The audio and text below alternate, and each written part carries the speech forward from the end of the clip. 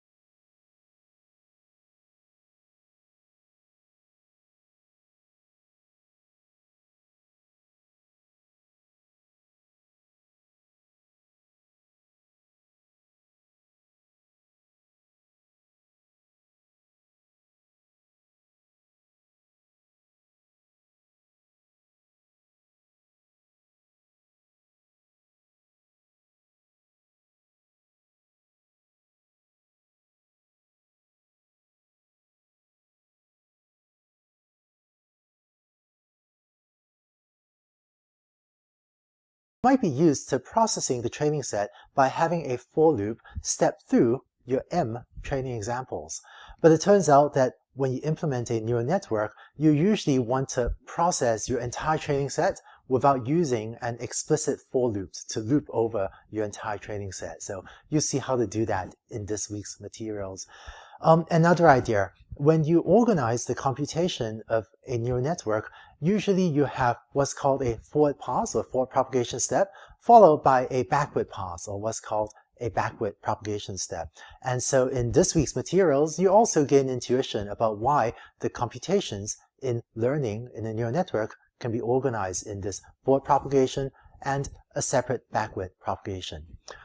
For this week's materials, I want to convey these ideas using logistic regression in order to make the ideas easier to understand. But even if you've seen logistic regression before, I think that there'll be some new and interesting ideas for you to pick up in this week's materials.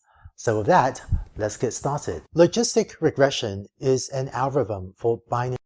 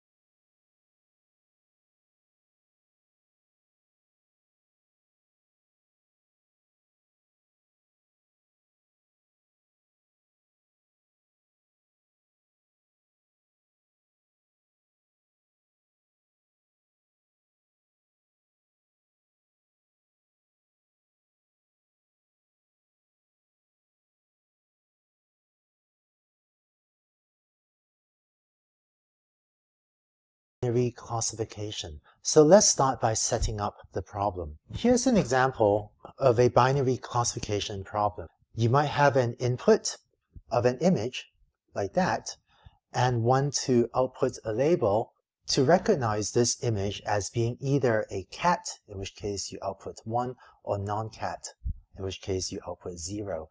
And we're going to use Y to denote the output label. Let's look at how an image is represented in a computer. To store an image, your computer stores 3 separate matrices corresponding to the red, green, and blue color channels of this image. So if your input image is 64 pixels by 64 pixels, then you would have 3 64 by 64 matrices corresponding to the red, green, and blue pixel intensity values for your image. Although to make these fit on the slide, I drew these as much smaller matrices. So these are actually 5 by 4 matrices.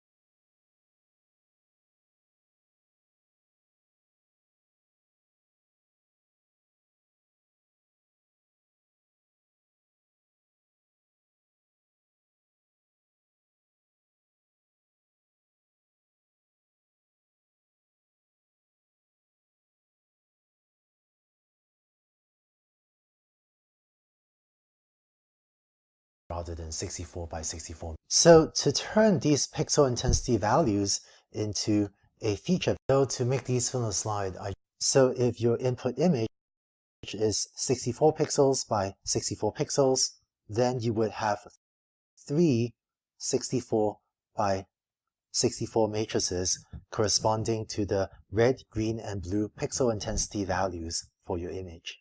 Although to make these fit on the slide, I drew these as much smaller matrices. So these are actually 5 by 4 matrices rather than 64 by 64. So to turn these pixel intensity values into a feature vector, what we're going to do is unrow all of these pixel values into a input feature vector X. So to unrow all of these pixel intensity values into a feature vector, what we're going to do is define a feature vector X corresponding to this image as follows. We're just going to take all the pixel values, 255, 231, and so on, 255, 231, and so on, until we've listed all the red pixels, and then eventually 255, 134, 255, 134, and so on, until we get a very long feature vector listing out all the red, green, and blue pixel intensity values of this image.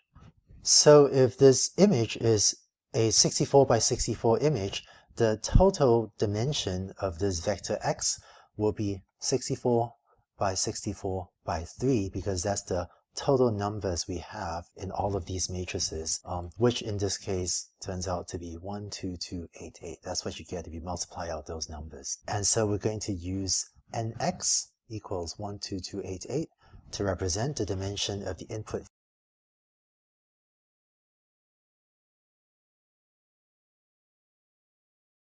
features X. And sometimes for brevity, I might also just use lowercase n to represent the dimension of this input feature vector. So in binary classification, our goal is to learn a classifier that can input an image represented by its feature vector X and predict whether the corresponding label Y is 1 or 0. That is, whether this is a cat image or a non-cat image. Let's now lay out some of the notation that we'll use throughout the rest of this course. A single training example is represented by a pair x, y, where x is an nx dimensional feature vector, and y, the label, is either 0 or 1. Your training set will comprise lowercase m training examples, and so your training sets will be written x1, y1, which is the input and output for your first training example, x2, y2, for your second training example, up to xm, ym, which is your last training example, and then that altogether is your entire training set. So I'm going to use lowercase m to denote the number of training examples, and sometimes to emphasize that this is the number of training examples, I might write this as m subscript train. And when we talk about a test set, we might sometimes use m subscript test to denote the number of test examples. So that's the number of test examples. Finally, to put all of the training examples into a more compact notation, we're going to define a matrix capital X as defined by taking your training set inputs, x1, x2, and so on, and stacking them in columns. So if you take x1 and put that as the first column of this matrix, and x2, put that as the second column, and so on, down to xm, then this is the matrix capital X. So this matrix X will have m columns, where m is the number of training examples, and the number of rows, or the height of this matrix, is nx. Notice that in other courses, you might see the matrix capital X defined by stacking up the training examples in rows, like so, x1 transpose down to xm transpose. But it turns out that when you're implementing neural networks, using this convention I have on the left will make the implementation much easier. So just to recap, X is a nx by m dimensional matrix, and when you implement this in Python, you see that x.shape, that's the Python command for finding the shape of a matrix, that this is an nx comma m.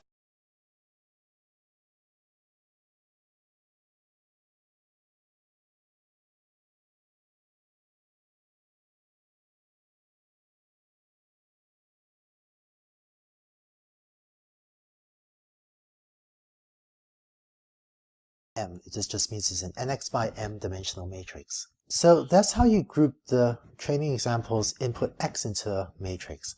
How about the output labels y? It turns out that to make your implementation of a neural network easier, it will be convenient to also stack y in columns. So we're going to define capital Y to be equal to y1, y2, up to ym, like so. So y here will be a 1 by m dimensional matrix. And again, to use the Python notation, the shape of y will be 1 comma m, which just means this is a 1 by m matrix. And as you implement your neural network later in this course, you find that a useful convention will be to take the data associated with different training examples, and by data I mean either x or y or other quantities you see later, but to take the stuff or the data associated with different training examples and to stack them in different columns, like we've done here for both x and y. So that's the notation we'll use for logistic regression and for neural networks later in this course. If you ever forget what a piece of notation means, like what is m or what is n or what is something else, we've also posted on the course website a notation guide that you can use to quickly look up what any particular piece of notation means. So with that, let's go on to the next video where we'll start to flesh out logistic regression using this notation.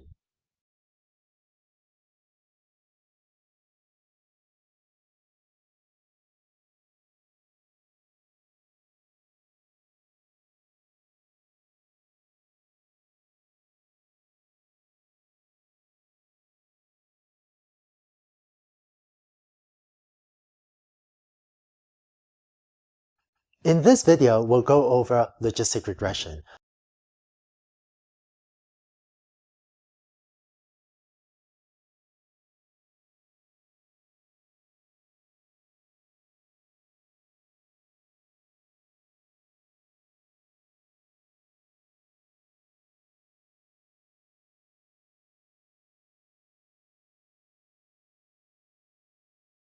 This is a learning algorithm that you use when the output labels y in a supervised learning problem are all either 0 or 1, so for binary classification problems. Given an input feature vector x may be corresponding to an image that you want to recognize as either a cat picture or not a cat picture, you want an algorithm that can output a prediction, which we call y hat, which is your estimate of y.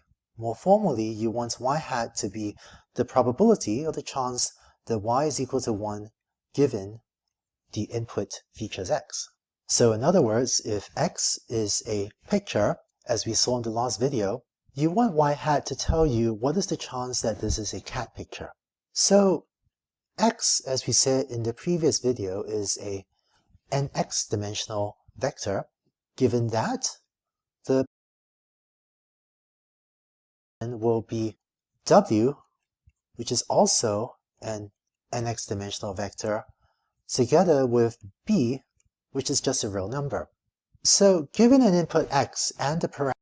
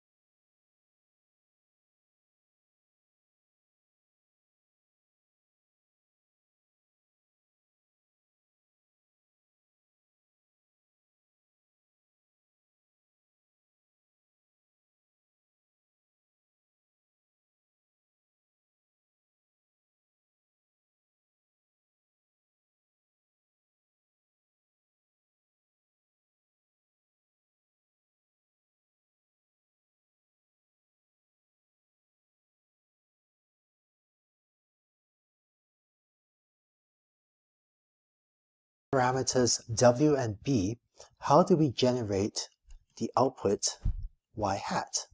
Well, one thing you could try that doesn't work would be to have y hat be w transpose x plus b, kind of a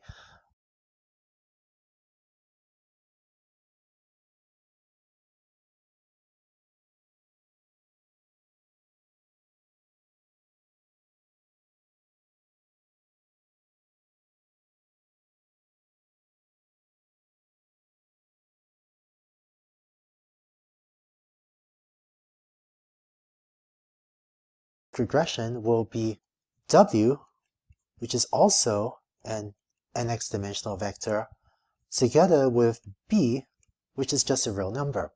So given an input x and the parameters w and b, how do we generate the output y hat? Well, one thing you could try that doesn't work would be to have y hat be w transpose x plus b, kind of a linear function of the input x. And in fact, this is what you use if you were doing linear regression. But this isn't a very good algorithm for binary classification because you want y hat to be the chance that y is equal to 1. So y hat should really be between 0 and 1. And it's difficult to enforce that because w transpose x plus b can be much bigger than 1 or it can even be negative, which doesn't make sense for a probability that you want to be between 0 and 1. So in logistic regression, our output is instead going to be y hat equals the sigmoid function applied to this quantity. This is what the sigmoid function looks like. If on the horizontal axis I plot z, then the function sigmoid of z looks like this. So it goes smoothly from 0 up to 1. Let me label my axes here. This is 0. And it crosses the vertical axis at 0.5. So this is what sigmoid of z looks like, and we're going to use z to denote this quantity w transpose x plus b. Here's the formula for the sigmoid function.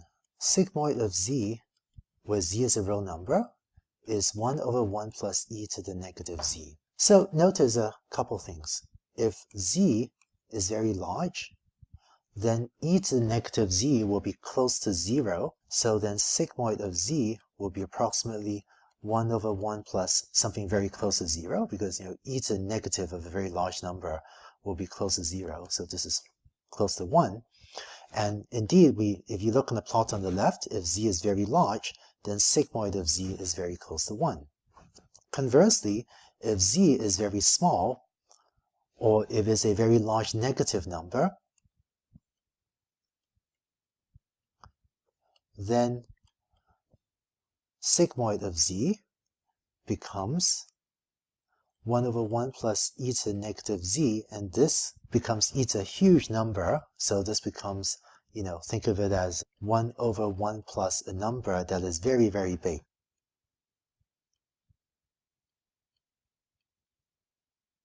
And so that's close to 0. And indeed, you see that as z becomes a very large negative number, sigmoid of z, goes very close to 0. So when you implement logistic regression, your job is to try to learn parameters w and b so that y hat becomes a good estimate of the chance of y being equal to 1.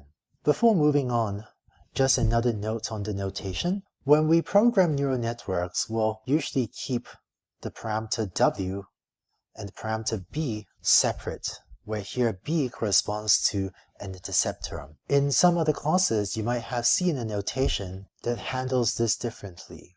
In some conventions, you define an extra feature called x0 and make that equal to 1, so that now x is in R of nx plus 1, and then you define y hat to be equal to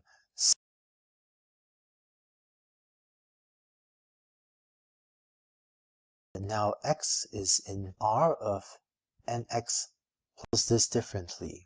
In some conventions, you define an extra feature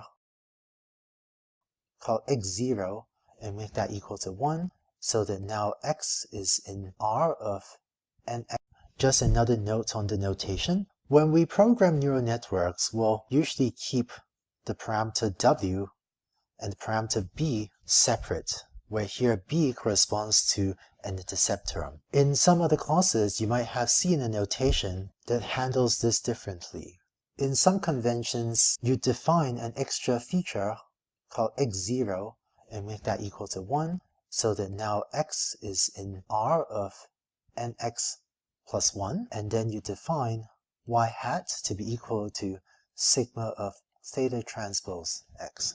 In this alternative notational convention, you have a vector parameters theta, theta 0, theta 1, theta 2, down to theta and x. And so theta 0 plays a row of b, that's just a row number, and theta 1 down to theta nx play the row of w. It turns out when you implement your neural network, it'll be easier to just keep b and w as separate parameters. And so in this class, we will not use any of this notational convention that I just wrote in red. If you've not seen this notation before in other classes, don't worry about it. It's just that for those of you that have seen this notation, I wanted to mention explicitly that we're not using that notation in this course. But if you've not seen this before, it's not important and you don't need to worry about it. So you've now seen what the logistic regression model looks like. Next, to train the parameters w and b, you need to define a cost function. Let's do that in the